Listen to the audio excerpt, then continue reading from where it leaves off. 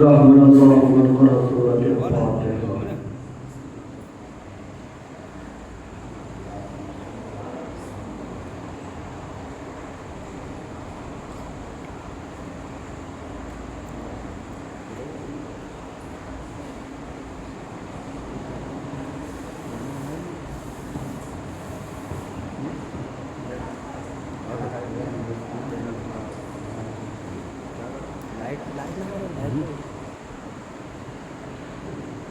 لا حول ولا قوة إلا بالله العلي العظيم. أعوذ بالله من الشيطان الرجيم. بسم الله الرحمن الرحيم. الحمد لله رب العالمين. الصلاة والسلام والتحية والإكرام مولانا مولا الثقلين جد الحسن والحسين نبي القاسم محمد.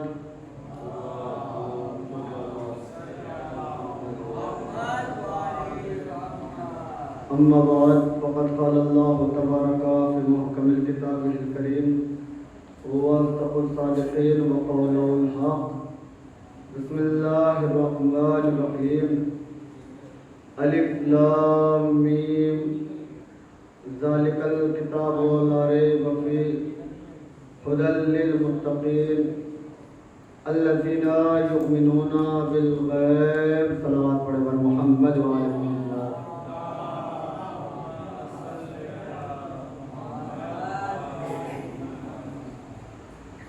عزیزان محترم، بزرگان ملت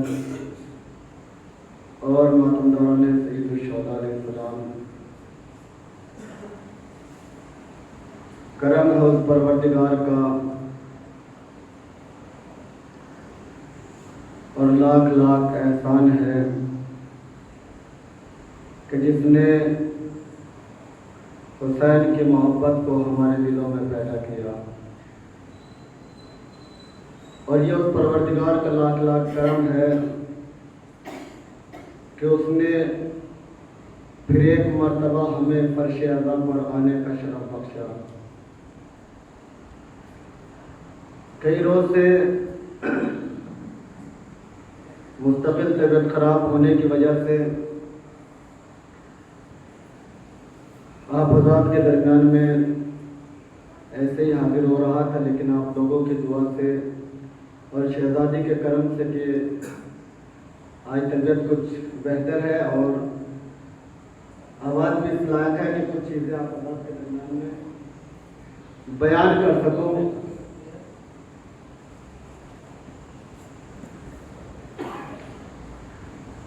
پروردگار عالم اپنی محکم، اپنی مستحکم، اپنی لاریب کتاب قرآن مجید میں ارشاد فرما رہا ہے. اس قرآن میں کہ جسے اس نے ہمارے لیے ہادی بنا کر بھیجا، اس قرآن مجید میں پروردگار ارشاد فرما رہا ہے کہ جس میں اس نے قوانین زندگی کو اور وہ تمام قوانین کے جو انسان کی زندگی گزارنے کا ذریعہ ہے، وہ تمام قانون اس نے اپنی کتاب میں نازل کیے اور انسان کو بتایا کہ اسے زندگی کیسے جینا ہے، اس معاشرے میں کیسے رہنا ہے. اس نے تمام آداب، تمام قوانین کہ جو انسان کی زندگی کے لیے بہت مہم تھے، اللہ نے تمام کے تمام نازل کیے اور بتایا کہ کس طریقے سے انسان کو چلنا ہے، کس طریقے سے انسان کو معاشرے میں زندگی گزارنی ہے، کس طریقے سے نماز ادا کرنا ہے، کس طریقے سے روزہ رکھنا ہے، کس طریقے سے حج کے عمل کو انجام دینا ہے. اس لیے کہ یہ انسان اتنا مجبور تھا کہ اسے کچھ خبر نہ تھی.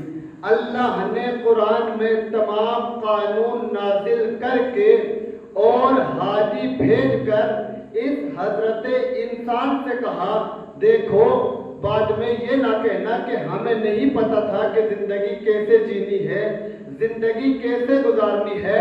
ہم نے قرآن میں تمام قانون کو نازل کر کے اور اہل بیت تمہارے درمیان میں بھیج کر تمہیں بتا دیا قرآن سے سیکھو کرنا کیا ہے، کرنا کیسے ہے، اہل بیت سے سیکھو کیا کرنا ہے، قرآن سے سیکھو کیسے کرنا ہے، اہل بیت سے سیکھو۔ قرآن تمہیں بتائے گا کہ نماز ادا کرنی ہے، ادا کیسے کرنی ہے وہ اہل بیت کو دیکھو۔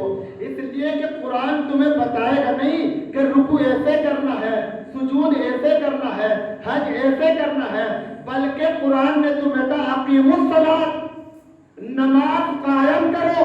اب قائم کرنی کیسے ہے، یہ اللہ نے اپنے رسول کو بھیج کر بتایا کہ نماز کو ایسے قائم کرنی ہے۔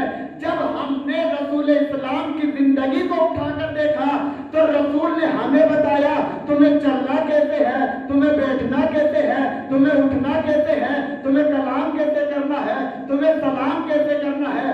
یعنی اللہ نے اپنے رسول کو ہمارے لیے نمونہ عمل بنایا اور کہا کہ دیکھو اگر معاشرے میں اچھی زندگی گزارنا چاہتے ہو پھر ہمارے کردار کو دیکھو۔ جب تمہارا کردار ہمارے کردار کے جیسا بن جائے گا تو دشمن تمہارے کردار پر حرف نہیں اٹھا سکتا۔ اپنے کردار کو ہمارے کردار کے جیسا بناؤ۔ جب تمہارا کردار ایسا بن جائے گا، اور آپ دیکھیے گا تاریخ اٹھا کر مولا متقیان علی بن ابی طالب، اللہم صلی علی محمد وعلی محمد، مولا کائنات ایک روز جناب قمر کے ساتھ مسجد میں پہنچے۔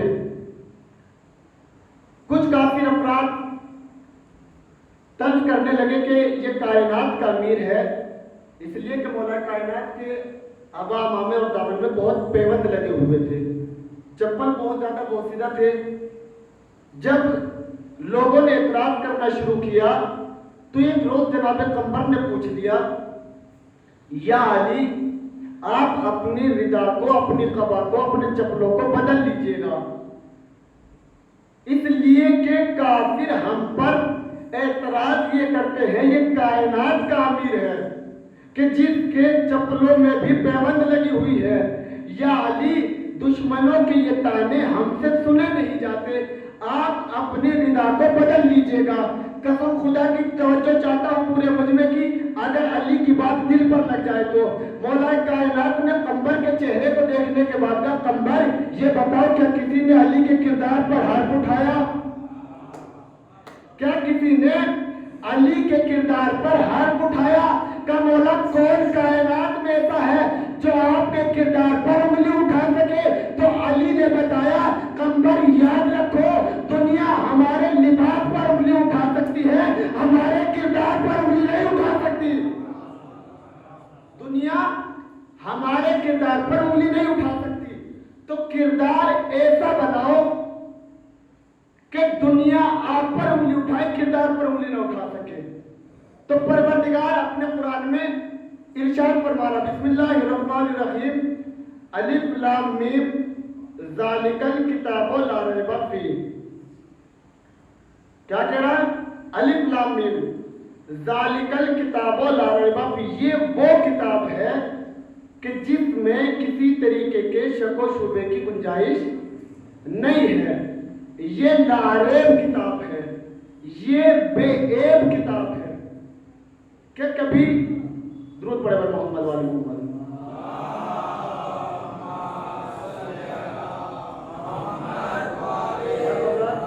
تھوڑا سا ادھر ادھر کو ہو جائیے گا تاکہ ایک ماحول سا بن جائے۔ آپ لوگ تھوڑا سا آگے آگے، جو بزرگ ہیں وہ ٹیک لگا کر بیٹھ رہے، لیکن جو نوجوان ہیں وہ کم سے کم آگے کو آ جائیں۔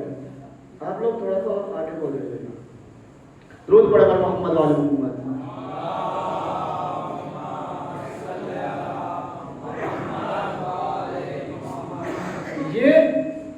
لائق کتاب ہے، یہ بے عیب کتاب ہے، اس کے اندر کوئی عیب نہیں ہے، کوئی شک نہیں ہے۔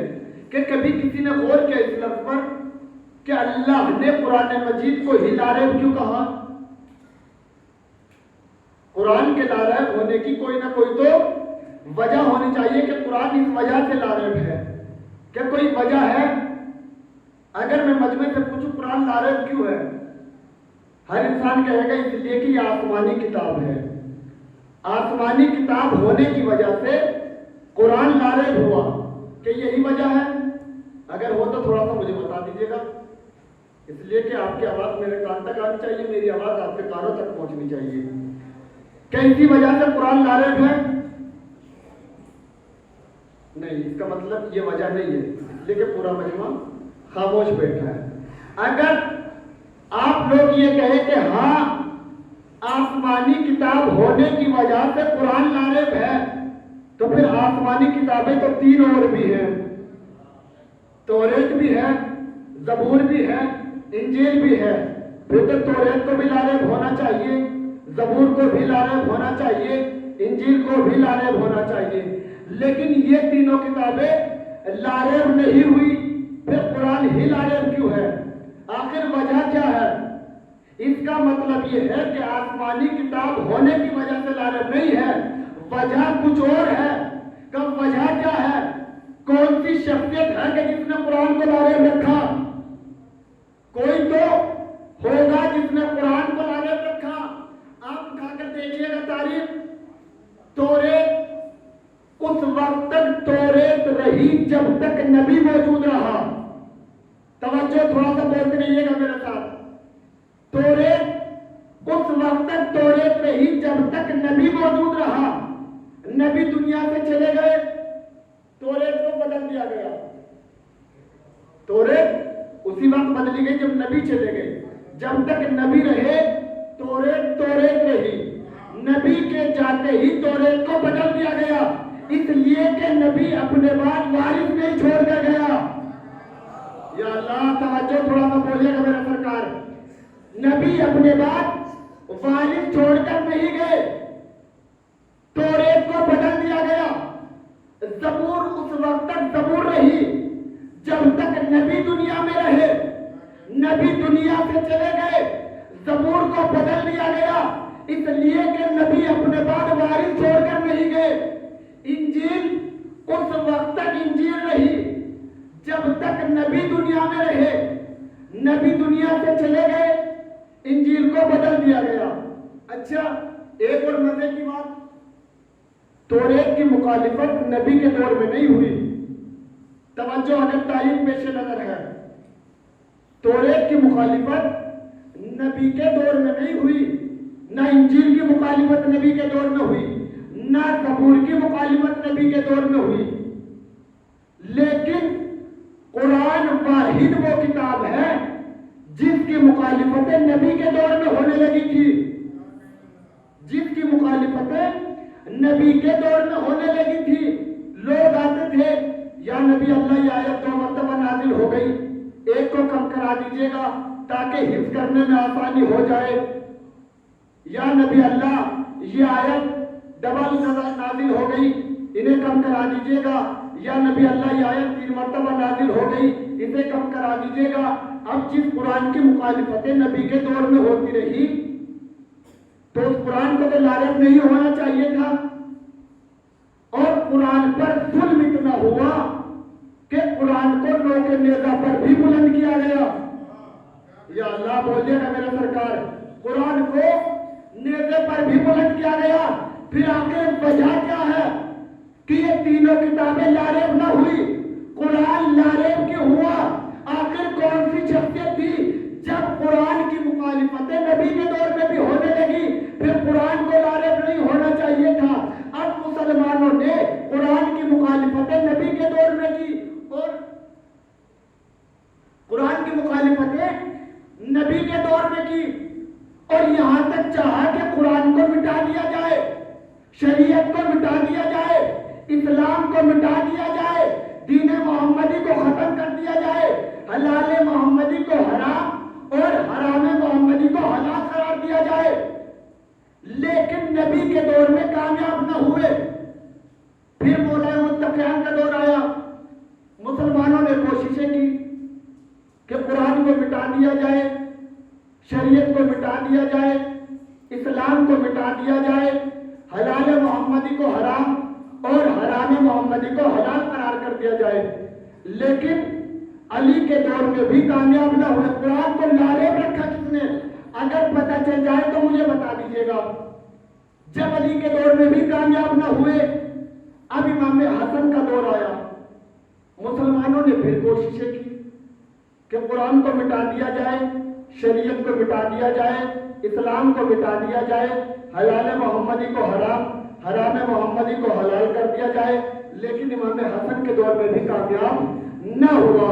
اب جب مسلمانوں نے دیکھا نبی کے دور میں کامیاب نہ ہوئے، علی کے دور میں کامیاب نہ ہوئے، حسن کے دور میں کامیاب نہ ہوئے، اب مسلمانوں نے سوچا حسین پنجتن کی آخری کڑی بچی ہے، حسین کو کربلا میں لے آتے ہیں، حسین کے سر و تن میں جدائی کریں گے، حسین کو قتل کر دیں گے، پھر ہم چاہیں کہ شریعت مٹا دیں، ہم چاہیں اسلام مٹا دیں، ہم چاہیں حلال محمدی کو حرام کریں، ہم چاہیں حرام محمدی کو حلال کریں، ہم چاہیں قرآن مٹائیں، ہم چاہیں شریعت مٹائیں، ہم چاہیں اسلام مٹائیں۔ اب جیسے ہی مسلمانوں نے یہ خیال کیا، امام حسین کو لے کر کربلا کے میدان میں آئے۔ کربلا میں آنے کے بعد سر حسین میں جدائی ہوئی، سر حسین میں جدائی ہونے کے بعد اب چیمے ٹاٹے مار مار کر ہنسنے لگا، ہم کامیاب ہو گئے، ہم کامیاب ہو گئے، ہم کامیاب ہو گئے، ہم چاہے شریعت مٹا دے، ہم چاہے اسلام مٹا دے، ہم چاہے حلال محمدی کو حرام کر دے، ہم چاہے حرام محمدی کو حلال کر دے۔ اب جیسے ہی شیور نے ٹاٹے مارنا شروع کیا،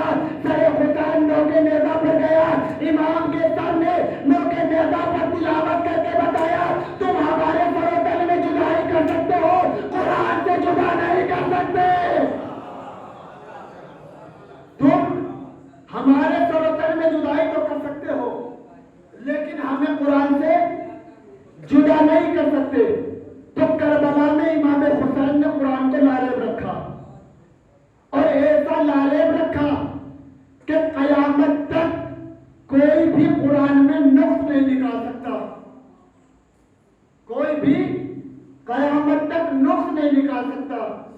تو امام حسین نے قرآن کو لالب رکھا، کیا کہہ رہا پروردگار؟ بسم اللہ الرحمن الرحیم، الف لام میم ذالک الکتاب لا ریب فیہ، یہ وہ کتاب ہے جس میں کسی طریقے کے شک و شبہے کی گنجائش نہیں ہے۔ ہدی للمتقین، یہ متقین کے لیے ہدایت ہے۔ اللہ کہہ رہا قرآن متقین کے لیے ہدایت ہے۔ قرآن فقط اور فقط متقی کو ہدایت کرے گا۔ جب قرآن ہر انسان کے لیے نازل ہوئی، پھر ہدایت متقی کو ہی کیوں کرے گا؟ یعنی جو متقی ہوگا وہ ہدایت لے گا، اگر کوئی انسان متقی نہ ہو پھر کیا قرآن اسے ہدایت نہیں دے گا؟ اللہ کہہ رہا ہے قرآن تو متقی کو ہدایت کرے گا۔ اب ایک انسان متقی نہیں ہے تو قرآن کیا اسے بھی ہدایت کرے گا کہ نہیں کرے گا؟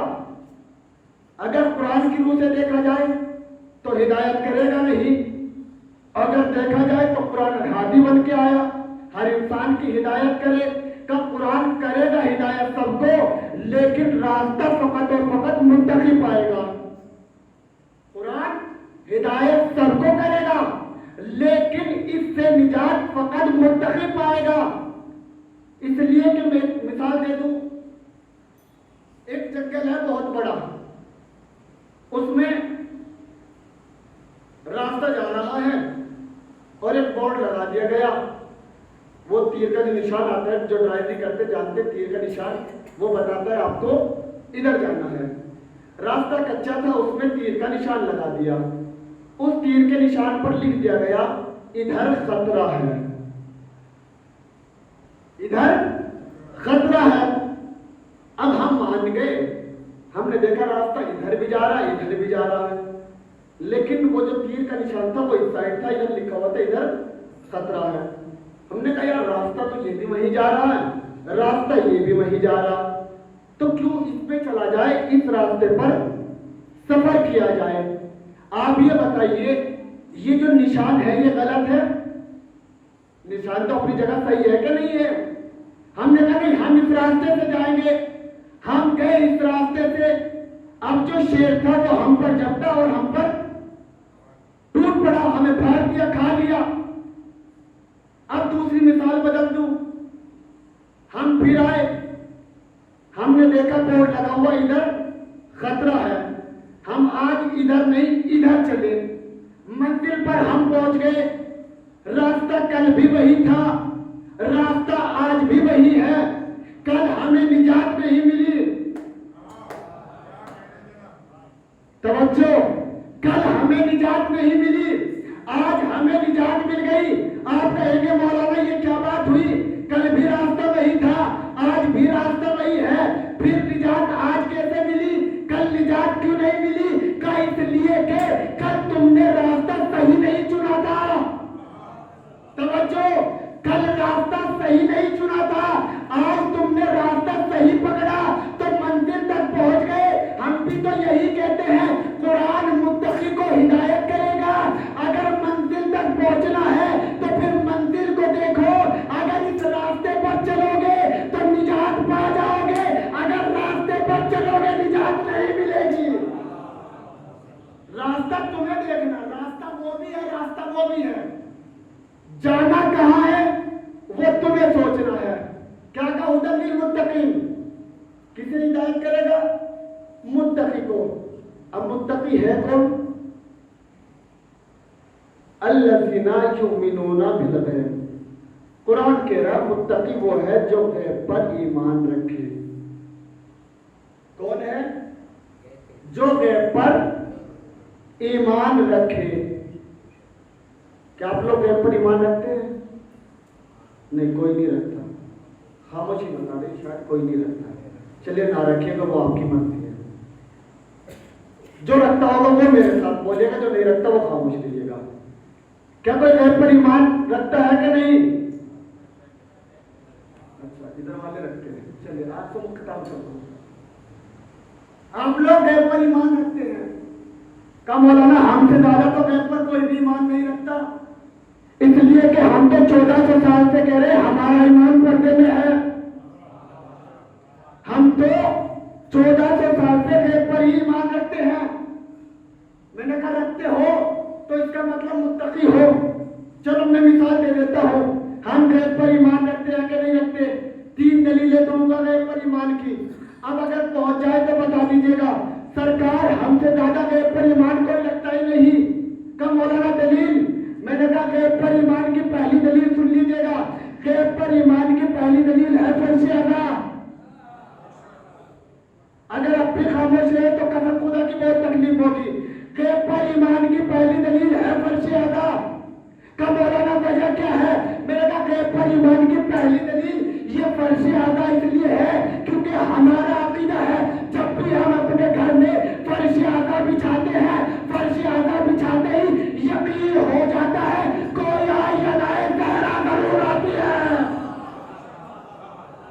गैब पर ईमान की पहली दलील हमारा अकीदा ये है जब भी फर्श अदा बिछेगी कोई आए या ना आए सैयदा जरूर आती है।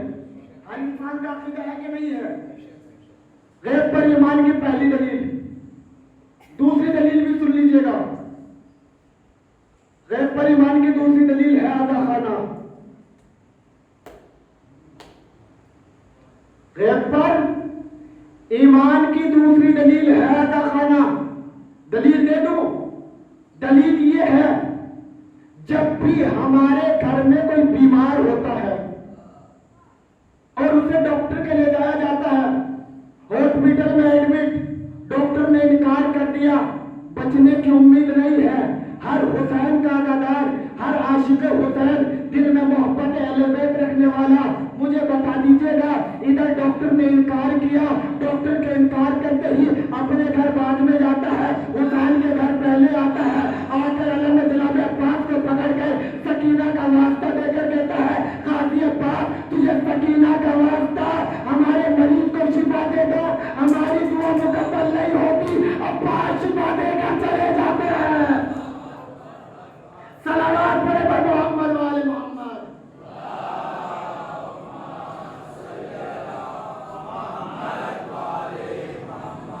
अभी हमारी दुआ मुकम्मल नहीं होती, इधर अब्बास शिफा देकर चले जाते हैं।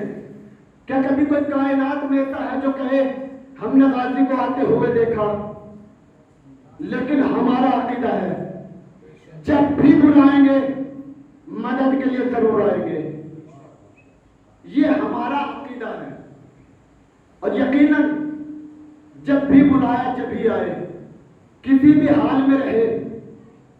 اس لیے کہ جب ہمارا کوئی بچہ گرتا ہے نا تو ماں سب سے پہلے کہتی ہے یا علی مدد. بچہ گرتا گرتا سمجھ جاتا ہے. ماں کی زبان سے بعد میں نکلتا ہے, بچہ پہلے سمجھ جاتا ہے. یعنی ہماری مدد ہوتی ضرور ہے. غیب پر ایمان کی 2 دلیلیں ہو گئی. پہلی بولے گا میرے ساتھ, پہلی دوسری ادا خانہ, اور تیسری دلیل سن لیجیے گا. اور تیسری دلیل وہ ہے جو ہماری زندگی میں ملتی ہی نہیں. اب آپ یہ بھی نہیں کہہ سکتے مولانا وہ جانے میں کیسے جانے, جو دیکھتا ہے وہ بتاتا نہیں, جو بتاتا ہے وہ دیکھتا نہیں. اب بتائے تو کون بتائے, لیکن عقیدہ تو سب کا ہے نا سرکار. غیب پر ایمان کی تیسری دلیل جو ہماری زندگی میں نہیں ملتی, اور کائنات کے امیر نے کہا ہے تم مرتے بعد میں ہو, میں مدد کے لیے پہلے آتا ہوں. اب اگر علی پر عقیدہ ہے اور انسان کا دل گواہی دیتا ہے کہ مولا آتے ضرور ہے, تو میرے ساتھ رہ کر بولیے گا اور انشاءاللہ بہت جلد آپ لوگوں کی زحمت تمام. غیب پر ایمان کی تیسری دلیل جو ہماری زندگی میں نہیں ملتی, پہلی فرش ادا, دوسری ادا خانہ, تیسری دلیل سنیے گا جو ہماری زندگی میں نہیں بلکہ مرنے کے بعد ملتی ہے. مولا متقیان کا ایک صحابی تاریخ نے جس کا نام احمد کوفی لکھا. کون؟ احمد کوفی. ایک روز ایک سائل مولا متقیان کے بارگاہ میں آیا اور آنے کے بعد کہا یا علی کچھ دینار قرض دے دیجیے گا. جملے پر توجہ. کیا کہا؟ یا علی کچھ دینار قرض دے دیجیے گا. علی نے سائل کے چہرے کو دیکھا, علی سے مانگنے آیا اور وہ بھی قرض. علی سے مانگنے آیا اور وہ بھی قرض. ہاتھوں کو جوڑ کے کہنے لگا مولا غلطی ہو گئی, عطائے مولا چاہیے. کتنا چاہیے؟ یا علی 2000 دینار. تاریخ کہتی ہے مولا کائنات نے ہاتھ پکڑا اور لے کر اپنے صحابی احمد کوفی کے دروازے پر آئے. جب احمد کوفی کے دروازے پر آئے, علی نے دق الباب کیا, احمد کوفی نے دروازہ کھولا.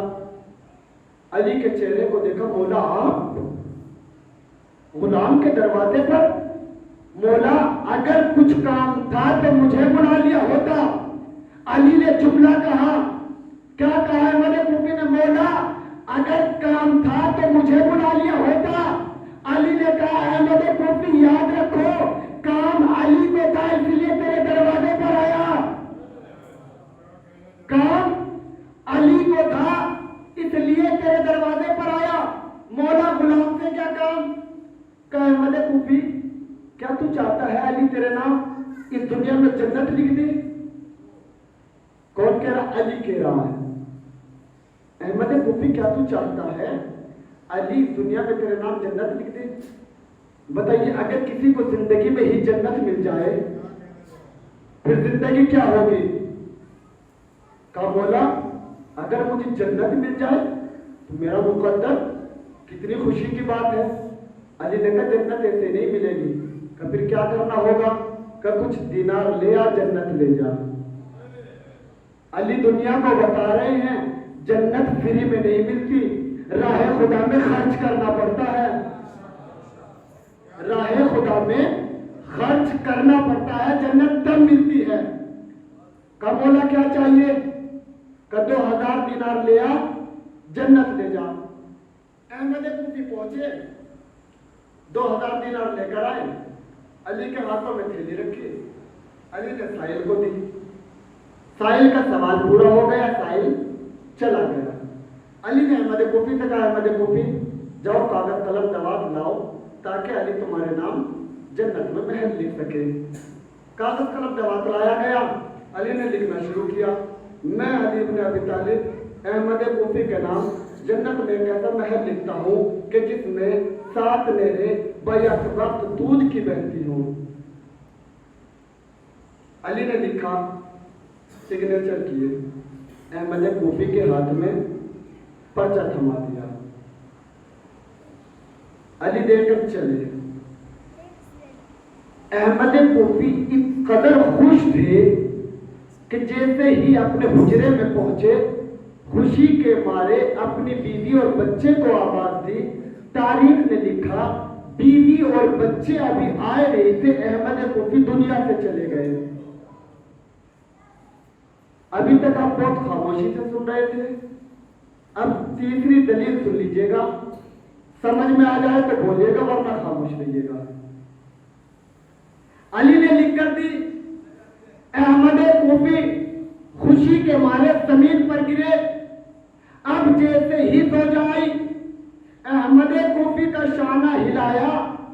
شانہ ہلانے کے بعد کیا دیکھا؟ احمد کوفی اس دنیا سے چلے گئے۔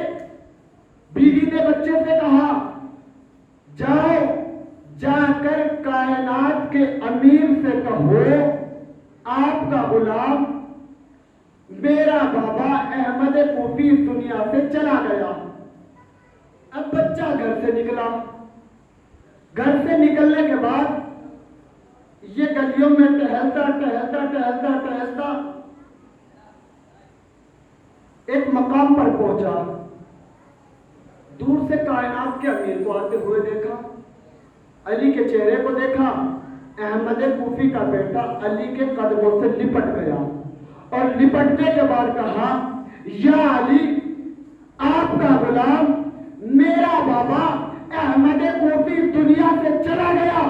علی نے احمد کوفی کے بیٹے کو دیکھا اور دیکھنے کے بعد کہا، علی جانتا تھا اسے دنیا سے جانا ہے، اسی لیے تو جنت دی تھی۔ یا اللہ، علی جانتا تھا اسے دنیا سے جانا ہے، اسی لیے تو جنت دی تھی۔ اب کائنات کا امیر آیا احمد کوفی کے گھر۔ علی نے غسل و کفن دیا۔ غسل و کفن دینے کے بعد جنازہ تیار ہوا۔ جنازہ قبرستان پہنچا۔ احمد کوفی کو لحد میں اتارا۔ غیب پر ایمان کی تیسری دلیل، احمد کوفی کو قبر میں اتارا۔ علی نے تلقین پڑھنا شروع کیا، اسمع افہم اسمع افہم، سن اور سمجھ تیرا مولا علی ہے۔ اسمع افہم اسمع افہم، سن اور سمجھ تیرا مولا علی ہے۔ قسم خدا کی وہ تلقین بھی کیا تلقین ہوگی جس میں علی جیسا ایمان کہہ رہا ہو، سن اور سمجھ تیرا مولا علی ہے، سن اور سمجھ تیرا مولا علی ہے، سن اور سمجھ تیرا مولا علی ہے۔ اب ایک مرتبہ علی نے تلقین کو ختم کیا، تختوں کو رکھا، مٹی ڈالی، لہر تیار، تمام لوگ جانے لگے۔ علی نے دیکھا سبھی جا رہے ہیں، علی بھی چلنے لگے۔ احمد کوفی کے بیٹے نے دیکھا کائنات کا امیر جا رہا ہے، دوڑ کر علی کے قدموں سے لپٹا اور لپٹنے کے بعد سوال کیا، یا علی یہ بتا دیجئے گا کہ آپ کس کس کے مولا ہیں؟ علی نے احمد کوفی کے بیٹے کے چہرے کو دیکھا اور کہا، علی کل کائنات کا امام ہے۔ علی کل کائنات کا امام ہے۔ احمد کوفی کے بیٹے نے ہاتھوں کو جوڑا، یا علی اگر آپ کل کائنات کے امام ہیں تو مجھے یہ بتا دیجئے گا قبر میں میرے بابا کے ساتھ کیا ہو رہا ہے؟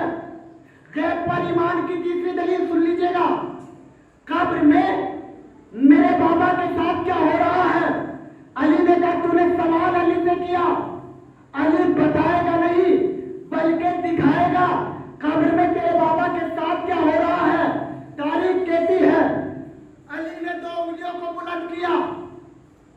احمد کوفی کے بیٹے سے کہا، علی کی انگلیوں میں دیکھو۔ علی کی انگلیوں میں احمد کوفی کے بیٹے نے دیکھنا شروع کیا۔ کبھی علی کی انگلیوں کو دیکھا، کبھی لحد کو دیکھا، کبھی علی کے چہرے کو دیکھا۔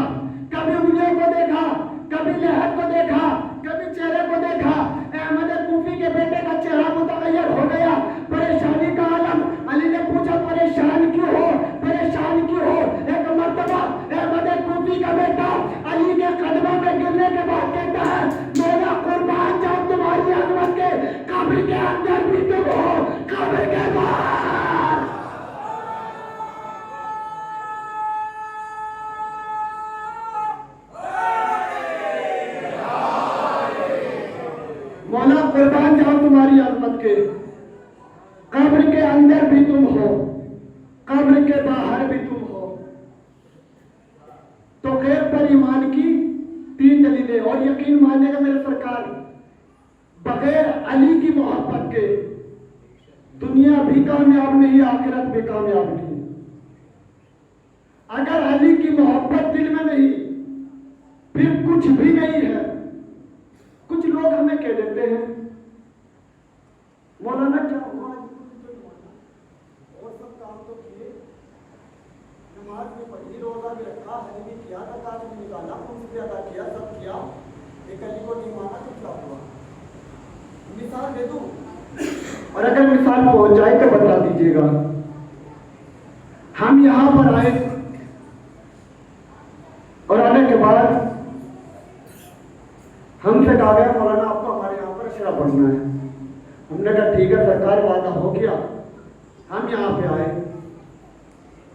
अहमदाबाद पहुंचने के बाद हम यहाँ पर तमाम मोमिनीन से बहुत अच्छे से बातें की, मुलाकात की, घूमे फिरे, जो काम था मस्जिद की सफाई भी की, बैनर लगाए, सब काम किए, अशरा ही नहीं पढ़ा।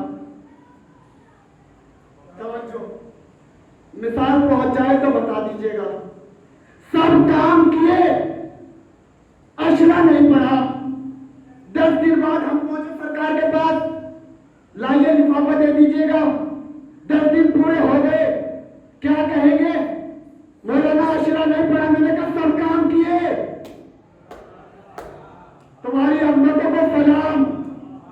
मैंने कहा सब काम तो किए, मस्जिद की सफाई भी की, बैनर भी लगाए, मोमिनीन से बात भी की, तो मौलाना काम सब किए, लेकिन अशरा नहीं पढ़ा। जरूरी अशरा था और काम नहीं। भैया हम यही तो कहते हैं, अल्लाह ने मोहब्बत अहले बैत को वाजिब करार दिया है।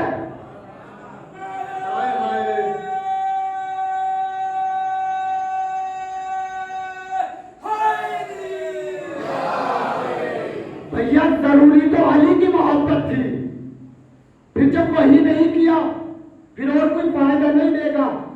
और ये ना दुनिया में फायदा, ना आखिरत में फायदा। आखिरी बात और उसके बाद अपने मसाइल। अली की मोहब्बत के बिना कुछ भी नहीं है। एक रोज मौला मुत्तकियान अपने साहब कंबर के साथ मस्जिद के लिए निकले। रास्ते में सक़फ़ मकान से कारी के तिलावत करने की आवाज़ सुनाई दी। कारी साहब की बहुत अच्छी आवाज़, बहुत बेहतरीन तिलावत, बहुत उम्दा लहजा।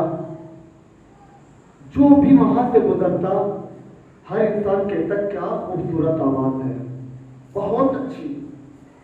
जब मौला मुत्तकियान और कंबर निकले तो कंबर ने दिल में सोचा, काश कायनात का अमीर कुछ लम्हे के लिए रुक जाए ताकि हम भी इसकी आवाज को सुन लें। आप मेरी तरफ मुतवज्जो रहिएगा। कुछ देर ठहर जाएं ताकि इस कारी की आवाज को हम भी सुन लें। कंबर के दिल में ख्याल आया। अली ने कंबर के चेहरे को देखा, कहा कंबर आजा, इसे कुरान फायदा नहीं देगा। या अल्लाह थोड़ा सा तो बोलिएगा सरकार। अगर मजलिस में आए हो तो कुछ तो बोलो। सारा फरीदा मेरा नहीं, आपका भी कुछ हक होगा। आजा, इसे कुरान फायदा नहीं देगा। कंबर परेशान, इतनी अच्छी आवाज, कायनात का अमीर के लिए से कुरान फायदा नहीं देगा। अब कंबर चले। जैसे ही कंबर चले, नमाज तहज्जुद अदा की। नमाज तहज्जुद अदा करने के बाद जब मौला लोगों को मसले बयान कर रहे थे तो कंबर ने जूतियों को संभाला और कारी साहब के दरवाजे पहुंच गए। पहुंचने के बाद कंबर ने सोचा पता तो करें आखिर वजह क्या है कि कायनात का अमीर की क्या ऐसा कुरान फायदा नहीं देगा। पहुंचे, दक्कुल बात किया। कारी साहब ने पूछा कौन? कहा आपसे मिलने के लिए आया हूं। कंबर पहुंचे, बातें बातें हुई। मुलाकात होने के बाद कंबर ने पहला सवाल किया, ये बताओ क्या अली से मोहब्बत है कि नहीं? قاری صاحب نے کہا علی تو ہم جیسا، علی تو ہم جیسا، علی سے محبت کر کے کیا فائدہ؟ قمبر نے اتنا سنا سمجھ گیا، کائنات کے امیر نے ٹھیک کہا تھا، اسے قرآن فائدہ نہیں دے گا۔ کائنات کے امیر نے ٹھیک کہا تھا، اسے قرآن فائدہ نہیں دے گا۔ اب قمبر آگے واپس مسجد، علی نے قمبر کو دیکھا، مسکرائے، مسکرانے کے بعد کہا قمبر کیا میں نے ٹھیک کہا تھا اسے قرآن فائدہ نہیں دے گا؟ قمبر نے دستے ادب جوڑے، جوڑنے کے بعد کہا مولا مجھے بتا دیجیے گا آپ کو کیسے پتا چلا اسے قرآن فائدہ نہیں دے گا؟ مولا متقیان نے کہا قمبر میں نے اسے دنیا کی نگاہ سے نہیں بلکہ آخرت کی نگاہ سے دیکھا، میں نے اسے دنیا کی نگاہ سے نہیں بلکہ آخرت کی نگاہ سے دیکھا۔ مولا وہ کیسے؟ کہ قمبر سنو، جب روز میشاب پروردگار عالم نے تمام سی روح کو خلق کیا اور تمام سی روح کو خلق کرنے کے بعد پروردگار عالم نے اپنی وحدانیت کا اعلان کرایا، تمام سی روح نے یکجا کہا، علی نے سبھی آوازوں کو سنا تھا۔ اس کے بعد پروردگار عالم نے اپنے نبی کی نبوت کا اعلان کرایا، تمام تیروں نے یکجا کہا، علی نے سبھی آوازوں کو سنا تھا۔ اس کے بعد پروردگار عالم نے میری ولایت کا اعلان کرایا، تمام تیروں نے یکجا کہا تھا، علی نے سنا تھا۔ کب تک سنو، جب پروردگار عالم نے اپنی وحدانیت کا اعلان کرایا تھا، اس قاری کی آواز آئی تھی، علی نے سنا تھا۔ علی کو آج بھی یاد ہے جب پروردگار نے اپنے رسول کی رسالت کا اعلان کرایا، اس قاری کی آواز آئی تھی، علی نے سنا تھا۔ علی کو آج بھی یاد ہے جب پروردگار نے میری ولایت کا اعلان کرایا، یہ قاری کی آواز نہیں آئی۔ دو مرتبہ روزے میں شاہ، تیسری مرتبہ جب سقف مکان سے علی نے اس قاری کی آواز کو سنا تو علی نے فیصلہ دے دیا اسے قرآن فائدہ نہیں دے گا۔ تو شاعر نے کیا خوب کہا، تو نے صدف کو دیکھا ہے گوہر کو چھوڑ کر، تیری نگاہ ہے جام پہ کوثر کو چھوڑ کر، ہو 100,000 حیدر لیکن تو یاد رکھ کچھ ہاتھ میں نہ آئے گا حیدر کو چھوڑ کر۔ سلام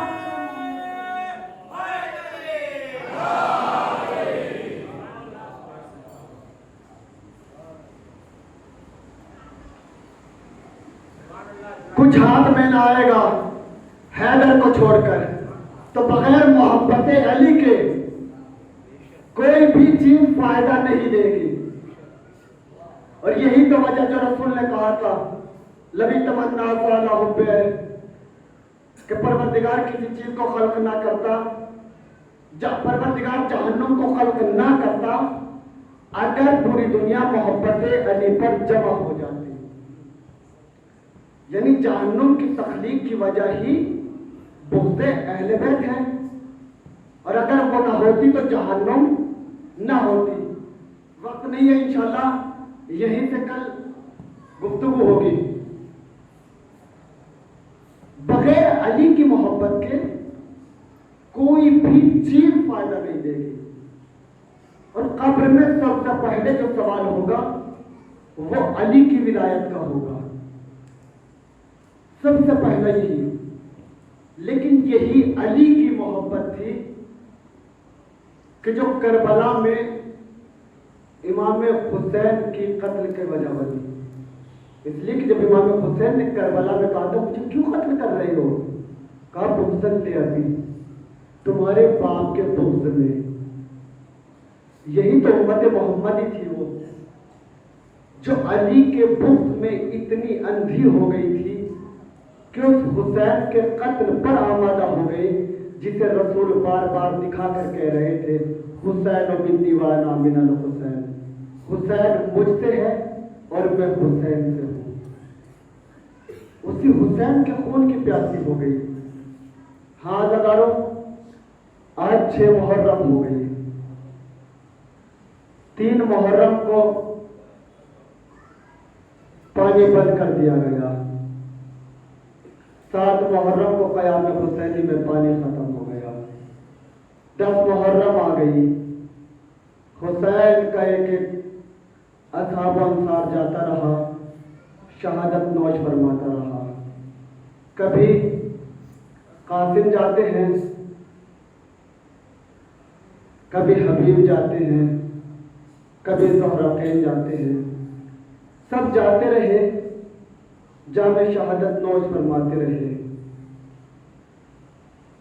زینب کے دو چھوٹے چھوٹے بچے عشر عاشور جب امام حسین خیموں کا طواف کر رہے تھے، خیموں کی جانب جا رہے تھے، تو کیا دیکھا؟ جناب زینب اون محمد کو اپنے سانوں پر بٹھا کر کے رہی تھی، میرے لال اون محمد، کل ماموں پر فدا ہونے کا دن ہے، میرے لال کل ماموں پر فدا ہونا ہے، میرے لال اور محمد یاد رکھنا، اگر تم جنگ کرتے کرتے نہر فرات پر پہنچ جاؤ تو یاد رکھنا پانی نہیں پینا، اس لیے کہ خیمے میں سکینہ بھی پیاسی ہے، خیمے میں اصغر بھی پیاسا ہے۔ ہاں دادارو، آج اور محمد کے مسائل پڑھنے ہیں نا، جزاک اللہ دادارو، خدا کو غم نہ دے سوائے غم مظلوم کربلا کے۔ جب ایک مرتبہ جناب اور محمد امام حسین کی بارگاہ میں آئے، آنے کے بعد کہا مامو جان ہمیں مرنے کی اجازت دے دیجیے گا، تاریخ کہتی ہے امام حسین مرنے کی اجازت نہیں دیتے۔ رانا محمد ایک مرتبہ والدہ گرامی کے قریب گئے، جانے کے بعد کہا اللہ ہم جب بھی ماموں کے قریب جاتے ہیں، جا کر کہتے ہیں ماموں ہمیں مرنے کی اجازت دے دیجیے گا، لیکن ماموں مرنے کی اجازت نہیں دیتے۔ تاریخ کہتی ہے ایک مرتبہ جناب زینب نے غازی عباس کو بلایا اور بلانے کے بعد کہا اے عباس، ارے جا کر میرے بھیا حسین سے کہو یہ زینب کا صدقہ ہے جو زینب اپنے بھائی کو نچھاور کرنا چاہتی ہے، مولانا محمد کو اجازت دو۔ تاریخ کہتی ہے مولانا محمد کو اجازت ملی، ایک کو عباس نے سوار کیا، محمد کو حسین نے سوار کرایا، دونوں بچے میدان میں پہنچے، بہت بہادری کے ساتھ جنگ کرتے جاتے ہیں۔ ایک مرتبہ تاریخ کہتی ہے دونوں بچے جنگ کرتے کرتے جب ہمارے ساتھ کے خیمے تک پہنچے، ایک مرتبہ تو زینب کے دونوں بچے نے فرات پر قبضہ کیا، انہوں نے محمد کے چہرے کو دیکھا، دیکھنے کے بعد کا بھیا کتنا اچھا ہوتا اگر ہم سکینہ کی مشق لے آتے، ارے سکینہ کو پانی مل جاتا۔ ہاں دادارو، ارے جیسے ہی ہمارے ساتھ نے دیکھا زینب کے بچوں نے فرات پر قبضہ کر لیا، ایک مرتبہ فوج کو حکم دیا ارے زینب کے بچوں پر ٹوٹ پڑو۔ تاریخ کہتی ہے ایک مرتبہ فوجوں نے حملہ کرنا شروع کیا، ارے کسی نے تیر مارا، کسی نے نیزہ مارا، کسی نے بھالا مارا، ارے زینب کے بچے ریوار پر سنبھل نہ سکے، دونوں بچے زمین پر آئے، آنے کے بعد ایک مرتبہ آخری سلام کیا، مامو ہمارا آخری سلام۔ جزاک اللہ خدا کوئی غم نہ دے سوا غم مظلوم کربلا کے۔ ہاں دادارو، جیسے ہی دونوں بچے زمین پر آئے آخری سلام کیا، ایک مرتبہ غازی عباس اور امام حسین دونوں بچوں کے قریب پہنچے، پہنچنے کے بعد ایک مرتبہ اور نے امام سے کہا، اور نے ایک مرتبہ امام سے کہا مامو جان ہم نہر پر گئے ضرور تھے لیکن ہماری اماں سے کہنا ہم نے پانی نہیں پیا، ہم پیاسے ہیں۔ ہاں دادارو، تاریخ کہتی ہے اونا محمد کی روح دنیا کو برباد کر گئی۔ تاریخ کہتی ہے جب جناب امام حسین اونا محمد کا لاشا لے کر آئے، زینب نے اونا محمد کا ماتم نہیں کیا۔ صاحب اولاد کا مجموعہ دادارو، آپ کے گھر میں بھی چھوٹے چھوٹے بچے ہوں گے، تصور شبد اور دیکھیے گا ایک مرتبہ تاریخ کہتی ہے زینب نے اونا محمد کا ماتم نہیں کیا۔ 11 محرم آ گئی، ایک مرتبہ لاشوں کے قریب سے قافلہ گزارا جانے لگا، تمام بیویوں نے اپنے اپنے ماجاؤں کے لاشوں پر خود کو گرایا، لیکن زینب نے اونا محمد کا ماتم نہیں کیا۔ شام کے زندان میں پہنچے، چھوٹے چھوٹے سوالنا شروع ہوئے، زینب نے اونا محمد کا ماتم نہیں کیا۔ یہ قافلہ لٹ کر واپس کربلا آ گیا، تمام بیویوں نے ماتم کیا، زینب نے اونا محمد کا ماتم نہیں کیا۔ لیکن عزادارو، جب یہ قافلہ واپس مدینے آیا، حرم رسول میں پہنچا، تمام بیویوں کا پرسہ دیا، لیکن اونا محمد کا ماتم نہیں کیا۔ ارے لیکن زینب جب عبداللہ کے گھر میں آئی، ماں کا دل تھا، زینب نے چھوٹے چھوٹے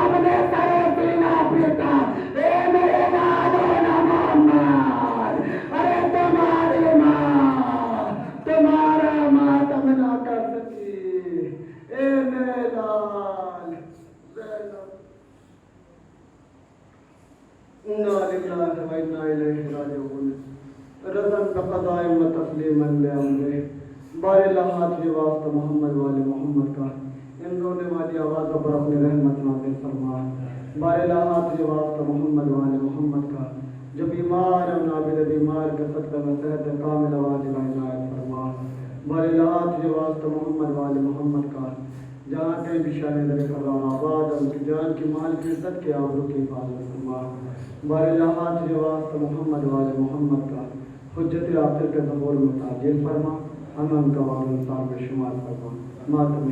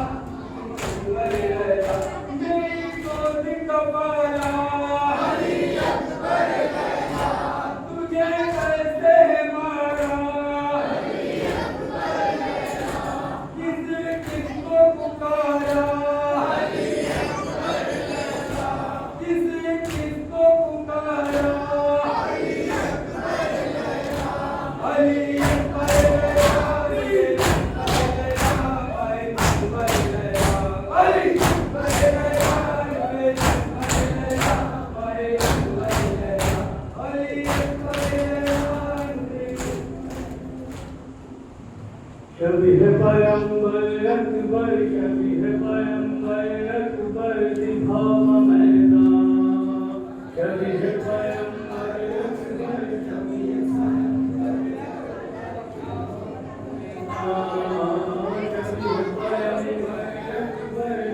ہے اکبر دکھاوا میدان نوجوان علی اکبر نوجوان علی اکبر دکھاوا میدان کبھی ہے پیغمبر اکبر کبھی ہے پیغمبر اکبر دکھاوا میدان کبھی ہے پیغمبر اکبر کبھی ہے پیغمبر دکھاوا میدان یہ صفت پیغمبر کی لیلا کی کمائی ہے یہ صفت پیغمبر کی لیلا کی کمائی ہے کیا مادر اکبر نے تقدیر یہ پائی ہے کیا مادر اکبر نے تقدیر یہ پائی ہے تمہیں وفا ماتم تمہیں وفا ماتم میرے جماعت اکبر دکھاوا میدان کبھی ہے پیغمبر اکبر یہ پیغمبر اکبر دکھاوا میدان وہ نازو کا بالا ہے 18 برس والا وہ نازو کا بالا ہے 18 برس والا زینب کا دلارا ہے 18 برس والا زینب کا دلارا ہے 18 برس والا تمہیں وفا ماتم تمہیں وفا ماتم میرے جوان پر دکھاوا میدان کبھی ہے پیغمبر اکبر کبھی ہے پیغمبر اکبر دکھاوا میدان سوچا بھی نہ تھا مانے یہ دن کبھی آئے گا سوچا بھی نہ تھا مانے یہ دن کبھی آئے گا مرنے کے لیے اکبر میدان جائے گا کلیجے پر جس وقت سینہ اکبر یہ تیری خبر سن کر مر جائے گی ماں اکبر یہ تیری خبر سن کر مر جائے گی ماں اکبر تمہیں وفا ماتم تمہیں وفا ماتم میرے جوان اکبر دکھاوا میدان